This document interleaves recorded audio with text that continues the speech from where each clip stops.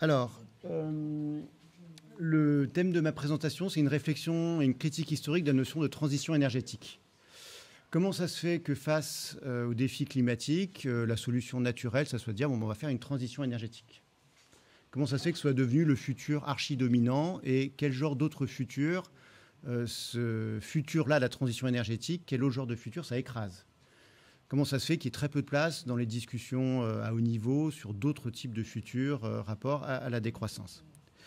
Alors, quand je dis que c'est le futur archi-dominant, vous prenez le dernier rapport du groupe 3 du GIEC, gros PDF de 2900 pages, il y a 2500 fois le mot transition, au singulier, au pluriel, il n'y a quasiment jamais décroissance. Et c'est la première fois qu'on commence à parler de sufficiency, qui est une traduction très... C'est un peu différent de sobriété, mais c'est un peu une traduction de sobriété.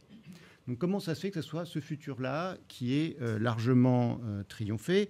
Alors, à la limite, ils en parleraient qu'au futur, comme d'un futur normatif, en disant il faut faire une transition énergétique. Je dirais pourquoi pas. Le problème, c'est que les auteurs, en particulier du chapitre 2 du rapport du groupe 3 du GIEC, quand on lit ce rapport, on comprend qu'ils ont en tête un futur qui s'ancre dans un passé. Ils ont cette idée que par le passé, on a fait des transitions énergétiques et face au changement climatique, il faut faire une nouvelle transition énergétique. Et ça, c'est un point essentiel. C'est que la futurologie de la transition énergétique, je vous raconterai son histoire, d'où elle vient, elle s'est toujours ancrée dans un passé. Ça a toujours été un futur qui s'est ancré dans cette idée que par le passé, il y a des grands basculements, il faut faire un nouveau basculement énergétique. Et donc, on a ces phrases-là, vous voyez, la transition énergétique doit avoir lieu plus vite que par le passé, une transition énergétique peut avoir lieu plus vite que par le passé. Bon. Et vous savez tous que l'idée qu'il y ait des transitions énergétiques par le passé, en fait, elle est relativement douteuse, quoi. On n'a évidemment jamais consommé autant de charbon que maintenant, on n'a jamais consommé autant de pétrole que maintenant, on n'a jamais consommé autant de bois énergie que maintenant, même dans les pays riches. En Europe, il y a un rapport récent du Joint Research Council qui a réétudié un peu la consommation de bois et on a une explosion en fait de la consommation de bois énergie au XXe siècle en Europe de l'Ouest, dans les pays riches. C'est lié en particulier à l'industrie du bois qui valorise mieux ses déchets, ce genre de choses. Bon. Donc on a vraiment une histoire qui est très bizarre. Alors je vous dirais, le rapport du GIEC, à leur défense, ils font le bilan de la littérature scientifique. Sauf que c'est une littérature scientifique qui passe par plein de filtres. C'est en fait des historiens de l'énergie qui déjà au départ racontent une histoire assez bizarre, parce qu'ils regardent tout en relatif. Et c'est vrai que si vous voulez raconter l'histoire de la révolution industrielle, ça peut faire sens de dire ce qui est important, c'est le charbon. Encore, je vous montrerai que le bois est en fait absolument fondamental. Mais ils regardent le poids des énergies en relatif. Ils ne regardent pas les choses en valeur absolue. Le problème, c'est que pour le climat, pour la biodiversité, ce qui compte, c'est bien les valeurs absolues. Ce n'est pas le relatif, premièrement. Et le problème, c'est qu'en fait, ils ne disent même pas en vrai les travaux des historiens. Ils disent en fait des sociologues qui ont vaguement lu les travaux des historiens. Et donc, on a des récits qui sont très, très bizarres. Une vision de l'histoire de l'énergie, du passé de l'énergie, qui est extrêmement bizarre. Alors, ce que je vais vous dire pour l'énergie, en fait, ça vaut pour toutes les matières premières. C'est-à-dire toutes les matières premières ne font que croître dans l'histoire. Ça n'a rien de spécifique à l'énergie. Vous prenez les 50 principales matières premières. Dans les 60 principales matières premières, entre 1950 et 2015, il y en a 5 qui ont diminué. La plupart, c'est parce qu'il y a des interdictions, genre l'amiante. Et la seule qui a un petit peu diminué par obsolescence technologique, c'est la laine de mouton, face aux fibres synthétiques, mais ce n'est pas une bonne nouvelle pour l'environnement. Donc vraiment, l'histoire fondamentale de l'humanité, dans son rapport à la matière, du capitalisme industriel en particulier, c'est une logique d'accumulation de toutes les matières. Alors pourquoi cette histoire de transition énergétique, elle est très problématique? C'est parce qu'on a projeté sur l'énergie un modèle de substitution technologique. Je reviendrai sur ce point-là, qui est en fait le point fondamental, c'est que les spécialistes de l'énergie ont tous en tête une courbe de diffusion logistique. Et donc, quand vous discutez avec des prospectivistes, ils vous disent, ça y est, vous voyez, la courbe des renouvelables, on est sorti du plat. Mais ça ne veut rien dire sur les fossiles. On peut très bien avoir des renouvelables qui explosent et des fossiles qui continuent de croître. Et c'est évidemment ce qu'on est en train d'avoir et ce qu'on va avoir. Et donc, on a projeté sur l'énergie et la matière un modèle de substitution logistique qui marche plus ou moins pour les techniques, parce qu'on pourra en discuter. Les techniques ne sont pas forcément des rapports de substitution. Vous avez chez vous sans doute à la fois un aspirateur et un balai. Ça n'a pas remplacé l'un avec l'autre, quoi. C'est plus compliqué que ça. Alors, ça marche plus ou moins bien pour les techniques, mais ça ne marche pas du tout avec les énergies. Et pourquoi ça ne marche pas? Parce que les énergies sont dans des rapports de symbiose.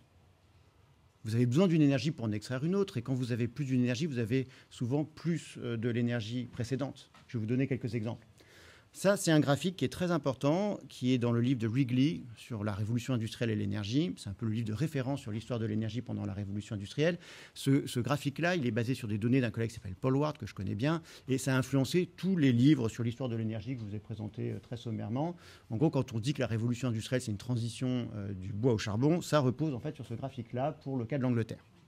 Vous avez une représentation du mix énergétique anglais. Vous avez une explosion du charbon et vous voyez, le bois de feu a entièrement disparu. En 1850, les Anglais n'utilisent quasiment plus de bois.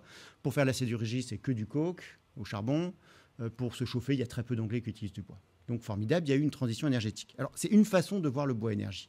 Parce qu'en fait, l'Angleterre, en 1900, consomme, pour boiser les galeries des mines, 4,5 millions de mètres cubes de bois. Parce que c'est des milliers de kilomètres, les galeries des mines. Il faut tout le temps remplacer les étais parce que ça pourrit. D'accord ? Et puis quand ça tombe, les mineurs meurent. Et ces 4,5 millions de mètres cubes, il faut un peu se donner une idée de ce que c'est. L'Angleterre, au milieu du XVIIIe siècle, brûle 3,5 millions de mètres cubes de bois. Donc rien que pour extraire du charbon, l'Angleterre utilise plus de bois qu'elle n'en utilisait directement pour produire son énergie au XVIIIe siècle. Et en plus, je vous ferai remarquer que c'est du bois d'œuvre. Donc c'est un bois qui nécessite de bien plus grandes surfaces forestières. En gros, 4 fois plus de surface forestière que du bois de feu. Donc l'Angleterre, en 1900, elle utilise au moins 4, 5, 6, 7, 8 fois plus de surface forestière qu'elle n'en utilisait au XVIIIe siècle uniquement pour produire son énergie. Le cas anglais est juste un des cas. Tous les grands pays industriels qui extraient du charbon consomment beaucoup de bois. Le record qui est absolument spectaculaire, c'est la Russie dans les années 1960.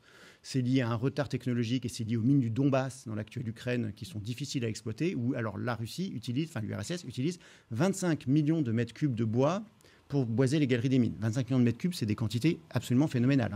C'est plus que la consommation, que la production française de bois au début du XXe siècle, beaucoup plus, sachant que c'est du bois d'œuvre une fois de plus. Donc c'est d'énormes superficies forestières. Et c'est possible parce que la Russie, l'URSS, a construit un canal entre la Volga et le Don, et ça permet de récupérer le bois de la Russie centrale et de l'utiliser en Ukraine. À la chute de l'URSS en 1992, c'est une catastrophe pour les mineurs ukrainiens, parce qu'ils n'ont plus accès à ce bois-là. Donc même encore en 92, même s'il y a des phénomènes de modernisation, l'URSS dépend encore fortement de son bois. La CIA a très bien compris ça. Il y a des rapports passionnants des années 60 sur le bois en Russie en disant mais c'est un goulet d'étranglement majeur pour leur industrie. Ils n'ont pas assez de bois pour boiser convenablement leurs mines. Et donc ça a des impacts sur toute l'industrie et sur toute l'économie soviétique. Le cas des mines, c'est juste un des cas. Tous les grands systèmes technologiques de la révolution industrielle qu'on assimile au charbon, en fait, ils reposent sur du bois. Les chemins de fer, on aurait dû appeler ça des chemins de bois. Ça consomme de fait plus de bois que de fer, beaucoup plus, parce qu'il faut remplacer les traverses des chemins de fer en permanence. Et ça consomme des quantités de bois largement supérieures aux rails des chemins de fer. Donc ce n'est pas une surprise que les pays les plus industriels, finalement, c'est ceux qui consomment le plus de bois et qui voient leur consommation de bois exploser. L'Angleterre, entre 1830 et 1840, la consommation de bois est multipliée par 6 et par 3 par habitant. Cette symbiose entre bois et charbon, en fait, ça vaut pour toutes les énergies. Ça vaut par exemple pour charbon et pétrole. L'idée qu'au XXe siècle, il y ait une transition du charbon au pétrole, mais il y a des historiens qui racontent ça. Il y a des livres qui ont du succès. Tim Mitchell a fait tout un récit du XXe siècle fondé sur cette idée, mais ça ne marche pas, tout simplement parce que le pétrole, ça sert principalement à faire avancer des voitures, et pour produire des voitures, vous avez besoin de plein de charbon. Dans les années 30, chez Ford, c'est environ 7 tonnes de charbon pour faire une voiture. Il faut savoir que les Ford T, elles avaient une durée de vie de 7-8 ans. Et donc, en fait, elles ne consommaient pas tant de pétrole que ça. Et d'ailleurs, leur consommation au kilomètre était assez proche des voitures actuelles. Et on arrive au résultat qu'une voiture, ça consomme bien plus de charbon que de pétrole, pardon. Il y a des calculs qui sont faits. En gros, pour chaque tonne de pétrole, vous avez besoin de 2,5 tonnes de consommation de charbon induite. Parce qu'il y a l'acier qui rentre dans les voitures, toute l'infrastructure pétrolière qui est très demandeuse d'acier et donc de charbon, les routes, il y a besoin les infrastructures routières ont besoin de béton et donc du charbon, etc., etc. Donc c'est évident que plus vous avez de pétrole, en fait, plus vous consommez de charbon. Et puis évidemment, ça c'est le genre de choses qui amusent les historiens, mais grâce au pétrole, vous avez des réseaux logistiques qui sont beaucoup plus efficaces. Et le pétrole, en fait, abaisse le coût du charbon parce que le coût de livraison du charbon diminue fortement avec cette invention absolument géniale qui est le camion à benne-levante, qui change vraiment tout, par exemple, dans la distribution du charbon. Cette relation entre énergie, ça marche très bien aussi avec pétrole et bois. Déjà parce que jusque dans les années 1930, l'infrastructure pétrolière dépend du bois. Les derricks sont en bois. Les derricks, c'est des grosses infrastructures, c'est 30 tonnes de bois par derrick. Et il y a au moins 800 000 derricks qui sont construits aux États-Unis entre 1860 et 1930. Le bois du pétrole, c'est aussi le tonneau. Pendant très longtemps, le pétrole a été transporté dans des tonneaux. Le grand âge du tonneau, c'est le début du XXe siècle et c'est à cause du pétrole. Aux États-Unis, il y a des immenses tonneries qui sont créées, qui sont absolument inouïes par rapport à ce qui se faisait en Europe, et c'est pour transporter du pétrole. Vous avez devant vous une photo de la plus grande tonnellerie du monde. Elle appartient à Rockefeller, à la Standard Oil, donc c'est évidemment le plus grand pétrolier et le plus grand tonnelier au monde. Voilà comment on transporte le pétrole en Europe à la fin du 19e siècle. C'est dans des voiliers avec des tonneaux en bois. Alors vous allez me dire, OK, mais ça c'est fini, maintenant le pétrole n'a plus besoin du bois. C'est vrai, mais ça n'empêche pas que le pétrole consomme énormément de bois. Avec un exemple que je trouve assez parlant qui montre bien ces symbioses extrêmement complexes et que l'énergie va dans tous les sens, il y a vraiment l'ancien et le nouveau, ça ne veut pas dire grand-chose en termes d'énergie. C'est l'exemple de l'entreprise Vallourec. Vallourec, c'est un des leaders industriels français qui fabrique des tubes pour l'exploitation pétrolière. Et c'est un leader mondial, en fait. Ils ont racheté Mannesmann dans les années 90, qui était la grande entreprise allemande qui faisait des tubes sans soudure. Les tubes pour l'acier, pour aussi transporter le gaz, le pétrole, c'est des tubes très particuliers qui sont compliqués à produire. Et par exemple, l'URSS, pour exploiter son gaz, a eu besoin de la collaboration des Européens de l'Ouest, parce qu'en fait, c'est les Européens de l'Ouest qui ont fourni les tubes pour amener le gaz de Sibérie jusqu'en Europe. Donc Vallourec, elle a racheté Mannesmann, qui était établi au Brésil. Et Mannesmann, dans les années 60, avait acheté un immense domaine forestier, 230 000 hectares, qu'ils ont replanté en eucalyptus pour faire du charbon de bois, pour faire des tubes pétroliers.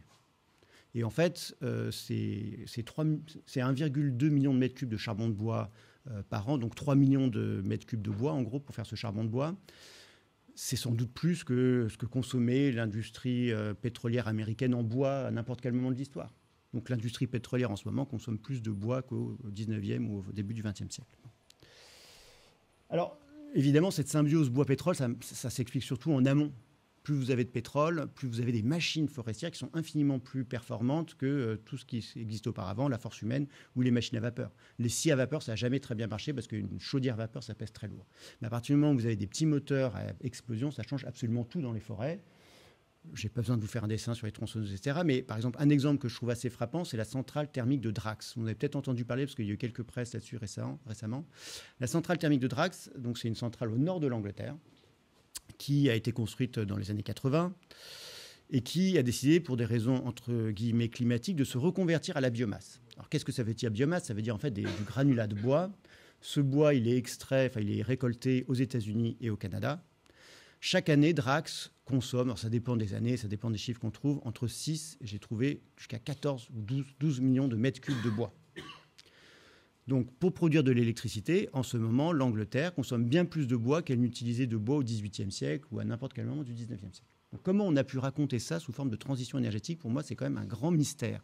Je trouve ça très déroutant, très bizarre. Alors, d'où ça vient donc cette notion de transition? Puisque c'est une notion quand même assez étrange. Alors, déjà, il faut convenir que c'est récent. Moi, je me suis amusé à regarder un peu tout ce qui avait été écrit sur l'évolution des systèmes énergétiques depuis le XXe siècle. En gros, personne ne parle de transition avant les années 70, avant les années 1970. Donc là, vous avez devant vous, à mon avis, la première représentation du mix énergétique global. C'est fait par un ingénieur américain. Il manque plein de choses, il n'y a pas la biomasse, il y a plein de problèmes. Mais bon, ce qui est intéressant, c'est le commentaire que fait ce géologue. Il dit, vous voyez que là, le charbon est en train de diminuer et le pétrole de croître en proportion. Mais il ne parle pas du tout de transition. Il dit simplement que le charbon, il y en a moins parce qu'on a remplacé les machines à vapeur par des moteurs électriques. Dans les centrales thermiques, on a remplacé les machines à vapeur par des turbines à vapeur et c'est tellement plus efficace énergétiquement que oui, la consommation de charbon, elle diminue ou elle stagne. Mais c'est absolument pas une transition. Il a très bien conscience, il le dit, le charbon, ça reste le grand pilier du monde industriel. Le pétrole, c'est une sorte de gadget où effectivement, on a toujours cru qu'il y en avait pour 20 ans. Depuis 1918, on a des papiers sur le fait que le pétrole n'a plus que pour 20 ans. Autre vision du futur de l'énergie, alors ça c'est les années 70, un promoteur du solaire aux États-Unis. L'énergie en 2200, en fait tout va croître. Pour lui, le futur de l'énergie, c'est un présent agrandi. Évidemment, le solaire va croître, le nucléaire va croître, mais aussi le charbon, mais aussi le pétrole et le pétrole synthétique en particulier. Donc c'est un peu ça la vision normale du futur de l'énergie, c'est imaginer un monde où tout croît, où il n'y a pas des grandes transformations de la nature du système énergétique. Il y a des améliorations technologiques, il y a des transformations technologiques, mais en termes de ressources matérielles primaires pour produire cette énergie, il n'y a pas de transformation absolument majeure, un passage d'un système à un autre. Alors d'où vient cette idée de passage d'un système à un autre? Ça vient d'un groupe intellectuel très bizarre, très particulier, qui sont des savants atomistes, qui sont aussi des néo-malthusiens. Alors ces savants atomistes, je me suis amusé à vraiment suivre leur trajectoire. Je ne vais pas vous les faire un par un, mais ils viennent tous d'un laboratoire de Chicago qui s'appelle le Metallurgical Laboratory, qui a travaillé sous l'égide de Enrico Fermi au projet Manhattan à l'élaboration de la première pile atomique. C'est souvent des savants de gauche. Ils sont horrifiés par Hiroshima et Nagasaki. Ils sont horrifiés par la bombe atomique. Ils sont pour le désarmement nucléaire. Mais en même temps, ils disent, on a fait une horreur évidemment, mais on a aussi inventé la clé de la survie de l'humanité. Pourquoi le nucléaire est la clé de la survie de l'humanité? Parce que l'humanité est confrontée au vieux problème découvert par Thomas Malthus, la croissance démographique et l'épuisement des ressources. Et le nucléaire est la technologie qui va permettre de sortir de ce piège des ressources. Une fois que vous avez des nucléaires, alors ce n'est pas n'importe quel nucléaire, c'est des surgénérateurs nucléaires. Ils ne sont pas du tout convaincus par la fission telle qu'on l'a fait maintenant. Eux, ils disent le vrai futur, c'est la surgénération nucléaire, parce que c'est des rendements tels que là, d'un coup, on a une abondance énergétique absolument incroyable. Mais une fois que vous avez des surgénérateurs nucléaires, vous pouvez dessaler l'eau de mer, vous pouvez produire des engrais, et vous pouvez mettre en culture de vastes zones arides sur Terre. Et ça, c'est quelque chose qui est à la mode au milieu des années 60 aux États-Unis. La présidence Johnson envisage de vendre des réacteurs nucléaires pour régler le problème du Moyen-Orient. On va faire fleurir le désert et comme ça, les Arabes et les Juifs pourront bien s'entendre. Bon. Donc c'est dans cette mentalité-là, en fait, de technosolutionnisme, il faut bien le dire, que émerge la notion de transition énergétique. Un des acteurs, si vous voulez retenir un nom, c'est lui, Harrison Brown. Donc c'est un jeune savant spécialiste du plutonium, chimiste, qui travaille à Chicago sous Enrico Fermi. Il est très important dans la découverte du changement climatique. Parce que dès 52-53, vous avez des papiers de savants atomistes qui disent qu'il y a un vrai problème sur le changement climatique. Ils sont capables de suivre plus précisément les isotopes du CO2 grâce au spectrographe de masse. Et puis, ils ont bien compris que le changement climatique est un très bon argument en faveur du nucléaire. Et donc, vous avez cet argument qui émerge comme promotion du nucléaire dès 53. Et donc, Harrison Brown, lui, donc, c'est d'abord un chimiste, puis un géochimiste. Il va s'occuper de l'âge de la Terre aussi, de ce genre de choses. Et puis, il devient le fer de lance du mouvement néo-malthusien aux États-Unis, un des fers de lance du mouvement néo-malthusien aux États-Unis. Voilà. Donc, et ce qui est intéressant, c'est quand c'est le premier à employer le mot energy transition. Mais d'ailleurs, quand vous écoutez transition énergétique, en fait, vous entendez un mot de physique nucléaire.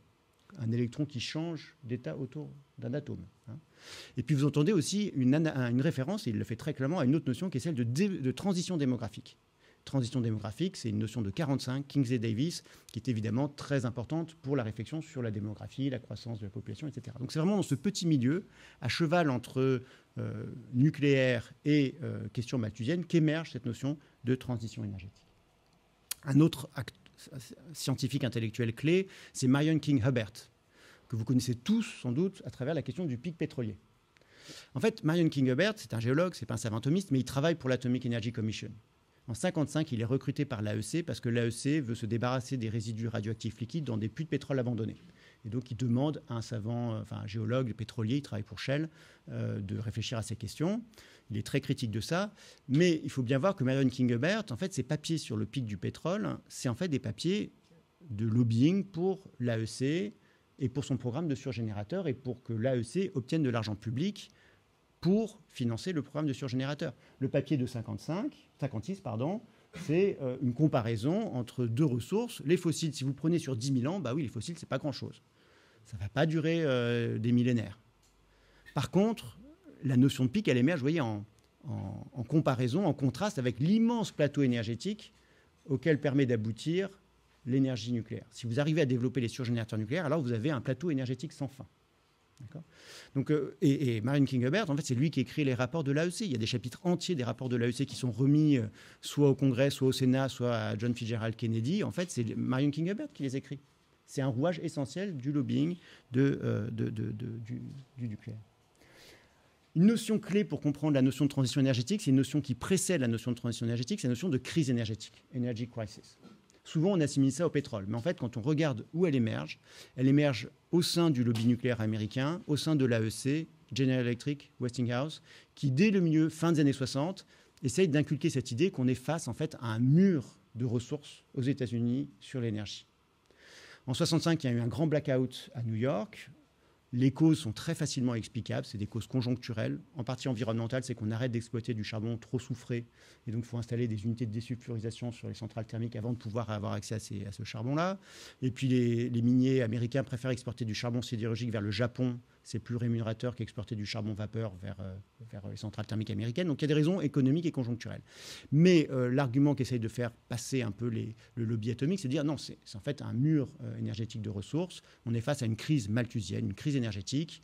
Et pour résoudre ce problème, il faut faire la transition vers les surgénérateurs. Ça, c'est une pub de General Electric pour les surgénérateurs de 1972 qui est dans toute la presse.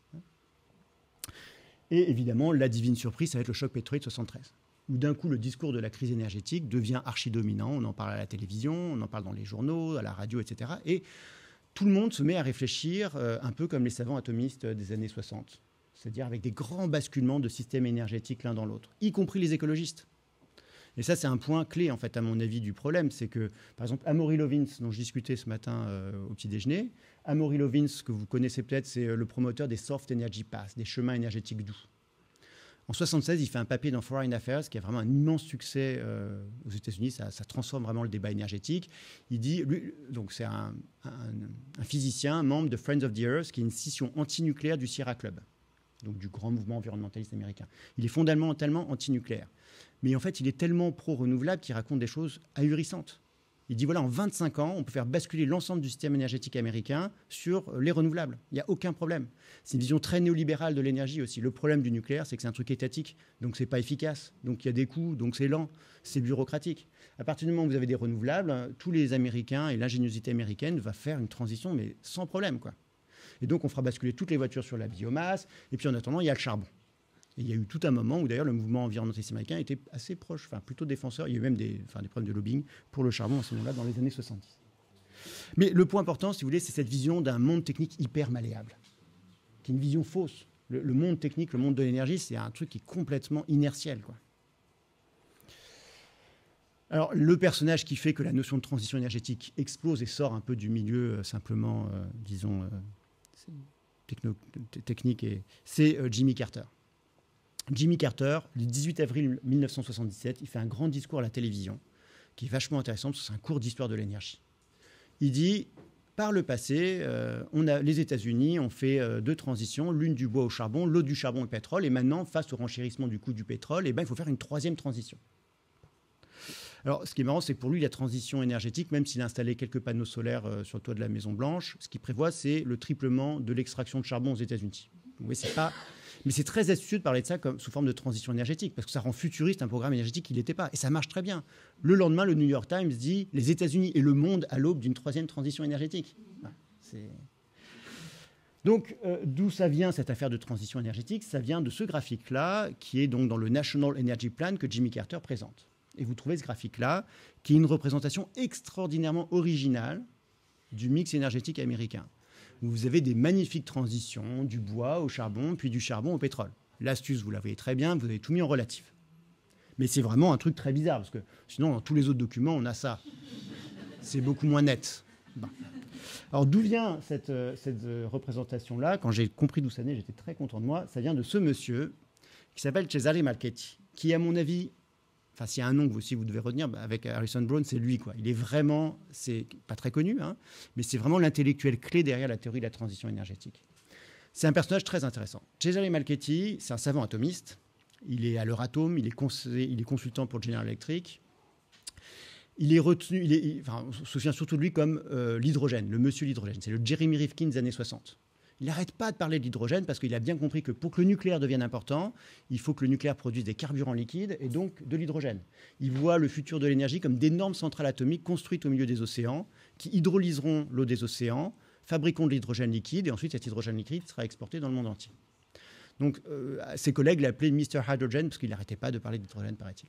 J'ai eu la chance de l'interviewer, il est très très âgé maintenant. Mais alors ça, c'est son côté docteur Folamour, mais il a fait aussi quelque chose de très intéressant, c'est qu'en 1975, il se fait recruter au IASA.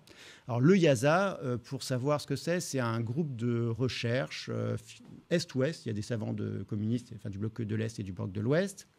Il y a un groupe énergie, un projet énergie au sein du IASA, qui en 72, on leur a fixé comme objectif, c'est un peu... trouver une réponse au rapport du Club de Rome, c'est dire trouvez-nous des sentiers qui nous permettent de sortir des fossiles en 50 ans. Question qui fait fortement ressembler, quand même, qui ressemble fortement à la question qu'on pose maintenant à nos collègues du GIEC. Hein. Bon. Alors, Cesare Malchetti, il est très critique de ce que font ses collègues du IASA. Ses collègues du IASA, ils font des scénarios. Ils disent, on va prendre un modèle économique, un modèle de ressources, un modèle des technologies, on met des équations entre les trois, et puis on crée plein de scénarios différents. Et Chalsey Malchetti est très critique de ça. Il dit, cette méthode-là, où en fait on fait tourner des ordinateurs, à l'époque c'est très à la mode les ordinateurs, cette méthode-là, ça donne l'illusion qu'on gouverne le monde énergétique, qu'il y a des gens qui seraient capables comme ça de... Il y a plein de futurs possibles avec cette méthode de scénario. Lui, il a une vision très déterministe, trop déterministe, mais très déterministe de l'énergie. Il dit, en fait, non, c'est l'histoire qui nous permet de comprendre les rythmes d'évolution. Et donc, il va faire une collecte de données historiques avec un jeune économiste qui s'appelle Naki Senovic, que j'ai aussi interviewé, qui était très sympa d'ailleurs. Et ce qu'ils font tous les deux, c'est collecter des données historiques sur l'énergie pour plein de pays du monde et voir combien de temps ça prend. Et là, manque de peau, ça prend très, très, très longtemps. Alors, d'ailleurs, c'est pour ça qu'ils mettent ça en relatif. Alors, pourquoi ils mettent ça en relatif? C'est pour appliquer justement ce modèle de substitution logistique. Pourquoi il est très important, ce Chalsey Malchetti? C'est que c'est lui qui applique à l'énergie. Alors, il y avait des gens qui l'avaient fait un peu avant lui, mais peu importe. C'est lui qui applique à l'énergie cette idée que on peut modéliser l'évolution de l'énergie en appliquant un modèle de substitution logistique. Vous avez quelques données, quelques points de données, vous calculez les paramètres de votre courbe logistique. Et une fois que vous avez les paramètres de cette courbe logistique, vous continuez la courbe et vous avez le temps que ça va prendre, quoi. Voilà, je sais, c'était effectivement à ce moment-là. Et vous voyez que ce modèle de substitution logistique, vous l'avez en vision plus théorique, repris par des sociologues qui sont très à la mode, qui s'occupent d'énergie et de transition, de transition theories, des papiers qui sont cités des dizaines de milliers de fois, mais et en fait reposent sur un modèle qui est complètement faux, quoi. C'est ahurissant quand on y réfléchit, franchement. Et donc, cette courbe de transition logistique, alors maintenant, ça s'appelle Multi-Layered Perspective Theory, ça a plein de noms compliqués, mais c'est des modèles de substitution technologique. Pourquoi c'est très à la mode? Parce qu'on enseigne ça dans les écoles de management, et c'est normal qu'on le fasse, parce que la courbe logistique, c'est important. Pour comprendre la taille de la dimension de votre appareil productif, c'est bien de connaître le taux de diffusion d'une technique. C'est normal qu'on fasse ça, et c'est très bien. Mais appliquer ce modèle-là à ce que c'est que faire une transition énergétique, ça n'a absolument aucun sens, en fait. Voilà, j'avais d'autres choses à vous raconter, mais je m'arrête là, puisque le temps s'arrête. Merci beaucoup.